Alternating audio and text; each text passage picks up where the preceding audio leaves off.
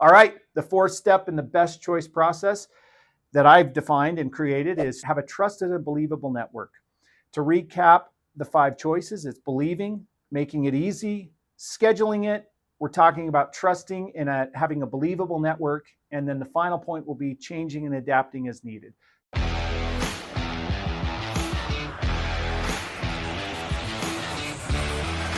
So what do I mean by trusting and having a believable network?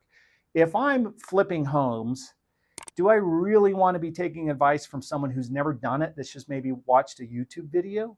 Or if I'm getting serious about fitness, do I really want to take advice from somebody who is extremely overweight and knows they eat crappy? Probably not. So what do? I've decided over the last 6 or 7 years to surround myself in groups and networks that are trusted and believable for the things that I'm trying to do. So locally, I go to a lot of the local real estate clubs, the Salt Lake Real Estate Investors Association, the Utah Real Estate Investors Association.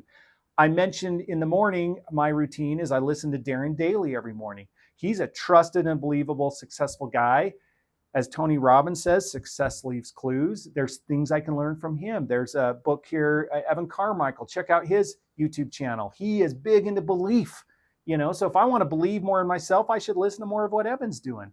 Napoleon Hill's 17 Principles of Success. I go to Genius Network, Strategic Coach, these different groups to, one, give back to others, and hopefully I can, provide support, but also to learn best practices from a trusted and believable network. Maybe a more fun example. This is a picture of my buddy John. This is about, 12, 13, 14 years ago. If any of you have been down to Baja, Mexico, just below or above Ensenada, below Tijuana, there's a surf break called K58. Now, my buddy John is a really, really good surfer. He lived in Newport Beach for quite a few years. He's surfed around the world. He's surfed in Mexico quite a bit. Not probably a professional, but I'd say he's very good for your average Joe. And we're down there just, trying to pretend and think we can surf a little bit. So the lesson I learned, though, about believing in a trusted network is we're in the water, and you can see John's excitement, with his little face here on the photo. He's pointing at us, and he's trying to tell us something that we don't know that he knows because he has the experience in surfing. So what this experience happened was all of a sudden he just starts yelling at us, look alive, and he starts paddling out into the ocean. And we're all like, what is he doing? But we didn't realize, because we don't have the experience he has or the intuition or just the skill set, that he knew a big set was coming and he needed to get in the right position to catch that wave. So what happened for the next hour or two is he just kept catching wave after wave while yelling at us to look alive. So I learned from John. John's a trusted and believable person when it comes to surfing. I am not. So if I want to learn how to surf better, I should watch and listen to John and also pick up on his enthusiasm for what he's doing.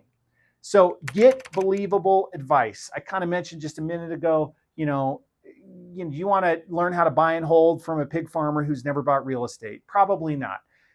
If you're taking a fitness advice from a guy just sitting on his couch eating Doritos all day, that's probably not the best advice. You probably should find another mentor or someone else. So they've got to be trusted and believable, but also, who can you be trusted and believable to? So I've kind of shied away. Sometimes I don't know why I'm doing these videos, but I do feel like I have a pretty good experience and network in real estate. I've done some things right. So if I can be trusted and believable and share what I've learned with other people, I know it'll come full circle to me.